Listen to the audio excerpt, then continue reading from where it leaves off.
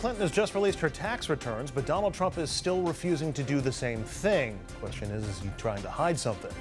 Then remember when Trump wouldn't stop talking about the polls? Well, it turns out now that his numbers are diving, he's hardly mentioning them. But what he is talking about is very telling. Also, we're at Yankee Stadium for A-Rod's last game in pinstripes. Good evening and welcome to RFL. I'm Andrew Whitman, in tonight for Richard French. Hillary Clinton released several years of tax returns today. They show the Clintons made a ton of money and they paid a ton in taxes. Last year, they made nearly $11 million and their federal tax rate was 35%. The year before, they raked in $28 million and their tax rate, 32%. Over the last 9 years, the Clintons have paid $48 million in federal taxes and given $16 million to charity. And now Hillary is pressuring Donald Trump to release his returns. Her campaign released this web ad showing Republicans pushing the Donald to do just that.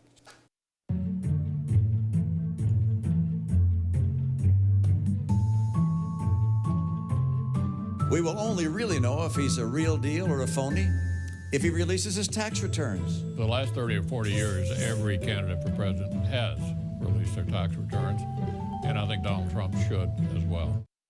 Trump is still refusing to release those returns, saying he just can't because he's in the middle of being audited. Apparently, even the IRS isn't buying that. It has released this statement, quote, "Nothing prevents individuals from sharing their own tax information." All right, let's get to our panel. Richard Brodsky is back. He is a former Democratic New York State Assemblyman, now a senior fellow at Demos and a professor at NYU. And I remembered your introduction without reading it off the prompter. I'm back. So you are. Dominic Carter is back as well, political journalist and author. What was that, like and this? once again, jumping his cue is Mark Furnish, a professor at Brooklyn Law who has argued before the U.S. Supreme Court. So, Richard, you were anxious to jump in on this one. Hillary Clinton, let's talk the politics first, and then we'll get into some of the detail on this. But good move trying to pressure Trump into releasing his tax returns by releasing hers? Sure. I mean, it's an obvious political winner. He doesn't pay any taxes. You think? You don't know. I know. No, you don't. I do. No, you don't. All right. I don't. How do you know? The fact of the matter is, the real estate community gets the benefit of tax write-offs that most of us don't get. And where Mitt Romney took a beating for a 15% effective rate, Trump's is probably down by about zero. Probably is the word in fairness to you.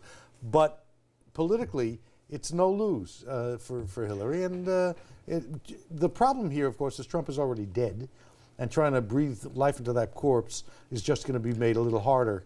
Stop killing off Donald Trump. Go ahead, Otherwise, Dominic. we're It's going to over. lose viewers over the next hour. It's over. I want to ask Mark, Counselor, the IRS weighed in and said people can do what they want with their own tax returns. This is the same agency, of course, that went after the Tea Party selectively, so I don't really put my Did trust not in go the after them IRS. selectively, also went after progressive legal groups advice. at the same time, but let's move on. Legal advice, I don't really take my direction from the IRS. So I'm asking you for your legal advice. It's a reasonable strategy to withhold the returns during the pendency of an investigation. It's not smart politically, obviously. What about previously audited returns? Trump's returns from 2007 and earlier are done being audited. He won't release those either. He's made it perfectly clear that he's going to do things his way. He reiterated this as early as yesterday. I think it's a good strategy for Clinton because, as Rich says, it's no lose. He's not going to be bullied into releasing his tax returns. He doesn't want to do it, largely for the reasons that Richard says. And he'll have to do some splaining about entirely appropriate deductions in all likelihood that he takes as a alleged real estate tycoon. The problem is there's a dichotomy between that and standing up for the working man, and it could stir resentment among his core base. I really like alleged tycoon. I quite that That too. was good. That was Alleged was Well, he good. hasn't. It was Real really estate, good. real estate, in terms of development, hasn't been his primary business for a long time. We don't know if he's alleged. Good. I agree with So, that. Dominic, the Clintons making more than $40 million over the last 2 years, paying 30+% each year in taxes, giving $16 million to charity in the last few years. Is the concern from Trump that they're making more than he is? Is the concern from Trump that they're paying a higher rate than he is? No, the concern from Trump is that he's a showman, and he doesn't want us to know the truth about. I mean, let's put it on the table. We all know he's not as rich as he claims to be. Right. All right. That's number one. For him, that's a cardinal sin to publicly admit that he's not as rich as he claims to be. The tax returns aren't going to show that he's not as rich as he claims to be. Yes, they will. Yes, they will. Yes, they will. Because he's already gone on record stating what he's worth, And the reality is in the numbers. But as you pointed out, Counselor, and I hate to agree with you, Mr. Brodsky. Yeah, I do say it all the time because it's true.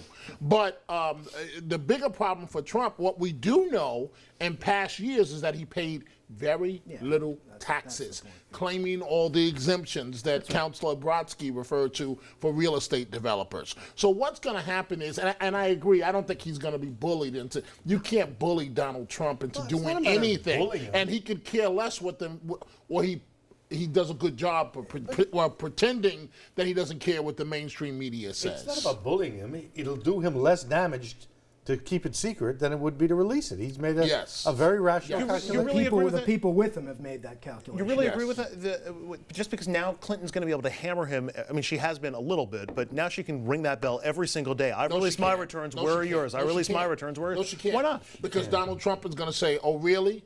Release the transcripts of your speeches The Wall Street speeches, for the Wall Street speeches. So she can't say that. It's a good narrative. It's a good winner It's a good winner for 2 or 3 days with the news cycle. But she's going to say release your taxes. He's going to say release your transcript from your speeches where you made $600,000. I mean, this is sort of old news too. They've been pulling out this trope for months and months, and Trump is just giving them new fodder and newer ammunition every day. So in all likelihood, what's going to be more destructive to him is his avowed intent to keep going down the same road he's going down.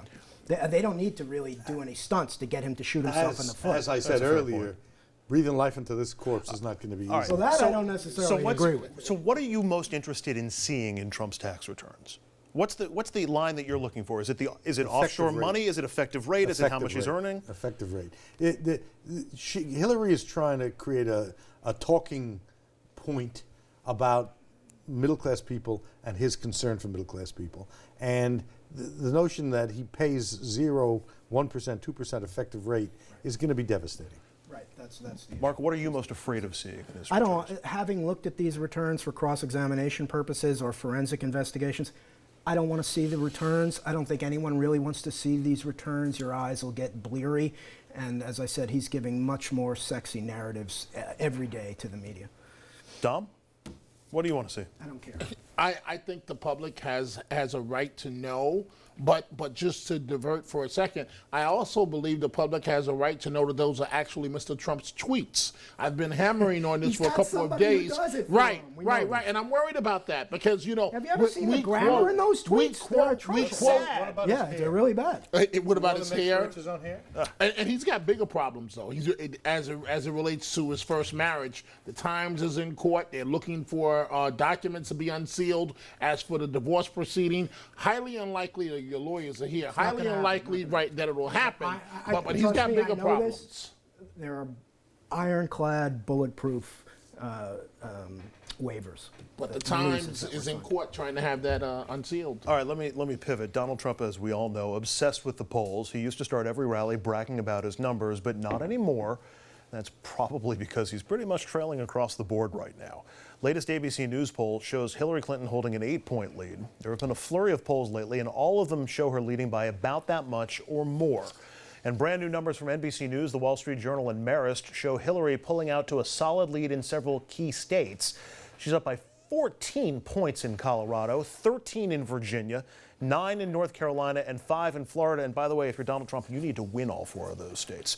She's springing ahead, and Donald seems to have lost a little spring in his step, shall we say. Listen to him in the CNBC interview. Look, all I do is tell the truth. I'm a truth teller. All I do is tell the truth. And if at the end of 90 days I fall in short because I'm somewhat politically correct, even though I'm supposed to be the smart one and even though I'm supposed to have a lot of good ideas, it's okay. You know, I go back to a very good way of life. It's not what I'm looking to do. I think we're going to have a victory, but we'll see. Richard is the only one at the table who's run for elective office. If you see a candidate starting to talk about, well, if I lose, that's okay, how bad of a sign is that for Donald Trump? It's not. It's just really. It's a glitch. That's not the point. The point isn't what Trump is saying. The point is what's happening on the ground. Those numbers in those states are devastating, not just because there's a gap between Hillary and Trump, because Trump is mired in the low and mid 30s, and to get from 18% of the electorate to start switching over, as I said, to much resistance a while ago. It's over. It was over about a month ago. Oh, where'd you get that from? It's over. I made that up. It's Roy Orbison. I patented that. I trademarked that theory. And the fact of it is, every once in a while, as he realizes it's over, because he's not naive. Trump, you're saying, Yeah. not Dominic. Yeah, well, Dominic is hopeless. Every time, every once in a while you go, whatever. Look, I've won and I've lost. Winning is better. So I understand. But the problem here is he's shooting himself. This isn't Hillary coming up with the most masterful campaign ever. She hasn't done anything. She's kept her mouth shut while he That's shoots probably himself the in the best foot, advice you could which have. he should be doing as well. But he's made clear that he's not going to do that, and that's both his virtue and his vice. That he's going to do it his way and go down in flames or win on his own There's terms. plenty of candor and outspokenness and even shocking stuff he can say.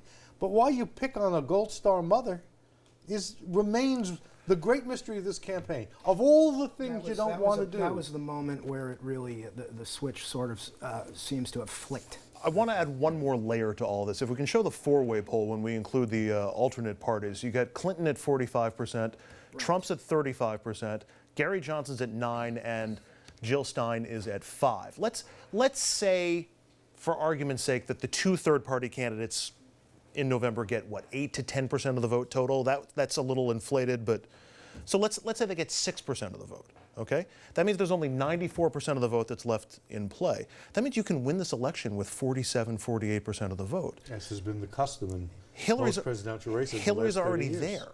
If you look at her Things polling can numbers, change. I think Hillary it's- doesn't necessarily need more voters to win this election. To me, the disturbing thing is the swing state numbers, if you can take them seriously, but Real Clear Politics has them within 5 points, which is a miracle considering how badly the last 2 weeks have gone. And there are too many variables. Look, that's why we play 9 innings, that's why we play the games, right? If, God forbid, there's another terror attack in the run-up to the election, if the economy worsens, there are too many things that are outside of anybody's control to make a prediction. Praying for lightning is not a political strategy. Well, it's not a prayer, though. I mean, we live in uncertain times. Things change on a dime. We're inundated with information. These polls aren't infallible, and he's only in 5 points. But here's the takeaway from these polls, at least as far as I'm concerned. After the Republican convention, it wasn't that Trump's numbers spiked, it's that Hillary's numbers came down. Right. And then after the Democratic convention, Trump's numbers pretty much held steady, and her numbers went back up again. Trump's numbers aren't moving at all. They're stuck around 39 to 42%. There's another aspect of the numbers that is important to remember. The Republican turnout's going to be depressed because there are lots and lots and lots of Republicans who will say, I'm for him, but are simply not going to vote. I don't know if I would agree with that.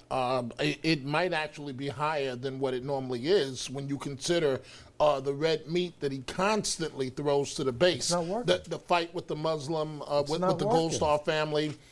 To the base, that's taking on a Muslim, and I understand your point, but the second point that I want to make, Andrew, is that and I agree with Counselor, you cannot go based on the polls for the most part, because if you look at the fact that Hillary Clinton is trying to almost run out the clock, almost a Rose Garden strategy. She's trying to run out the clock from the Clinton Foundation. God only knows, it seems like every week there's a new development with this foundation. That's fair. By his constant talking, everything gets diverted away from what amount to bribe monies from Saudi Arabia and from Russia and pay to play them. It's just staggering. And one of the things he can't get out of his own way. One of the things that got lost this week because Trump couldn't get out of his own way were some policy issues. Trump and Clinton each laid out their economic plans this week, and they're striking for their differences. Donald's looks backwards, Hillary looks forward. That's my theory. We'll talk about it next.